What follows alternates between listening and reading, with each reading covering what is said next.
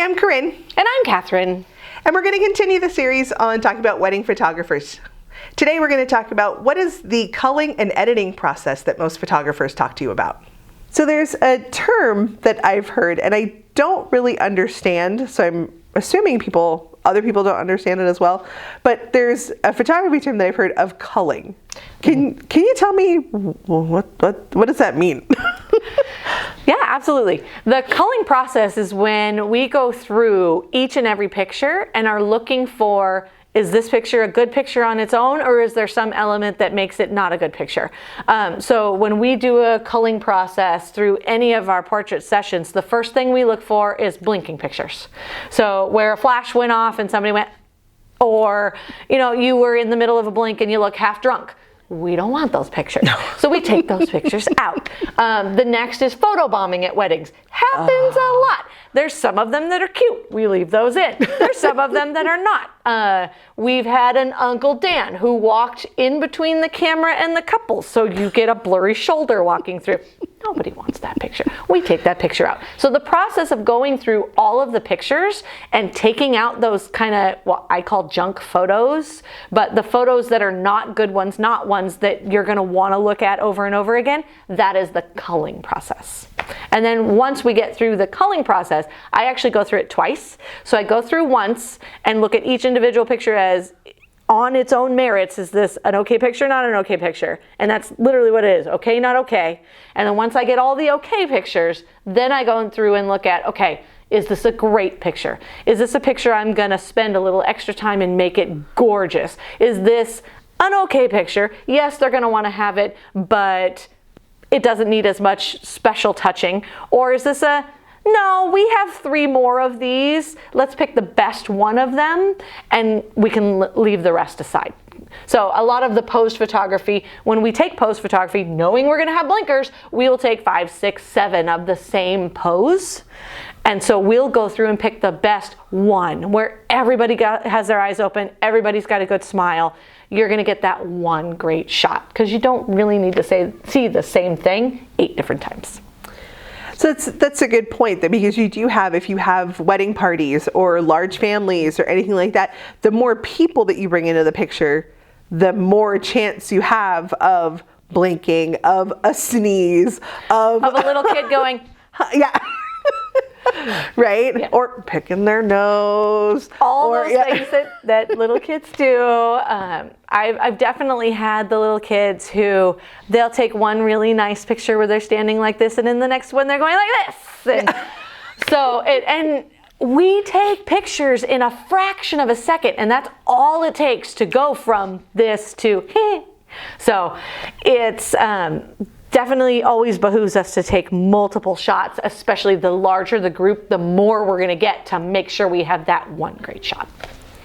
That's great to know, because and again, it's experience, right? Of like, okay, if you have, say 12 people that you're taking a picture of, you're not gonna just take one.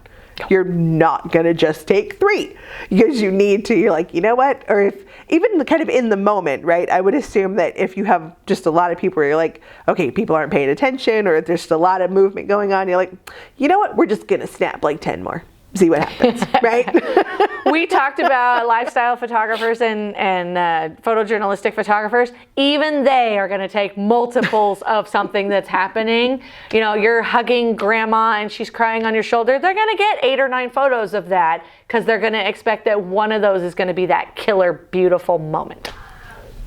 So we talked in a previous video about, how long it takes to get your photos back and how many pictures you get.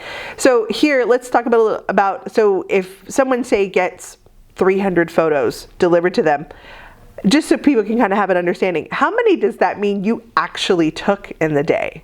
If they're getting 300. So 300 is around what our 4-hour package gets. We're taking closer to 1,000, 1,200 photos in that amount of time. When you have 5, 6, 7 duplicates of 50 different photos, they add up pretty quick. Mm-hmm. So we're taking a lot more than that. In just the culling process, a 4-hour wedding is going to take me an hour to look through the first time. And as I said, I do it twice. So it takes a lot of time to go through that culling process because you can't really skip it, you can't skim it.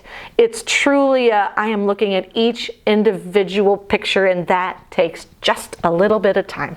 And every little bit adds up. So it takes a long time to get through that many pictures. I believe it. So with culling, and then once you're done with that part, you're not done. No. Right? No. Then the real work begins. Right. We've done step 1, we've done step 2, and now we have step 3, which is really where kind of we talked about earlier with style 2 is where that editing comes in, right? Yes. So we call it digital mastering here because we're making each photo gorgeous, and we have a policy of hand touching the photos. So we're not going to go through and batch process your pictures. We're not going to hit one button, let the computer decide all of the pieces and leave it at that and assume everything is good.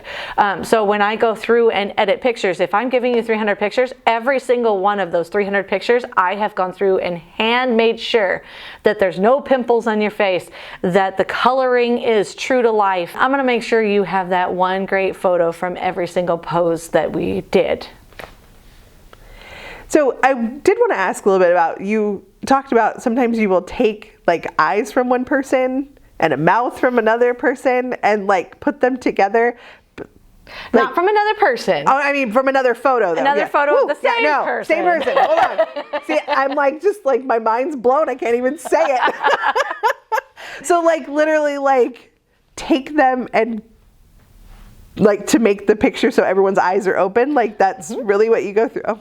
Yep, I will do that for the pictures, especially with little kids. Little kids tend to move so quickly that you'll get a great smile in one picture, but you get the eyes open perfectly in the next picture, or you get the head tilted in the right way in the next picture. So I will combine the two to make sure that the kid looks the best that they can look so that you have that great one photo. See, and that, like, I think that's what like blows my mind is that I've seen a lot of your pictures, and I'm sure you've done that. But I've never noticed. Like I would have just thought like, oh my gosh, everyone had their eyes open. Like, that's what makes me good at my job, because you didn't notice. Right? I'm just like, and I think that's why I'm just like, huh? Because I guess I have seen a lot of your pictures and I'm just like, no. Yeah, really? So if you have any questions about any of the videos you've watched, please feel free to reach out at photosbyorion.com. Also available on Facebook, Instagram, email is contact@photosbyorion.com, or the good old telephone, which is 503-385-1435.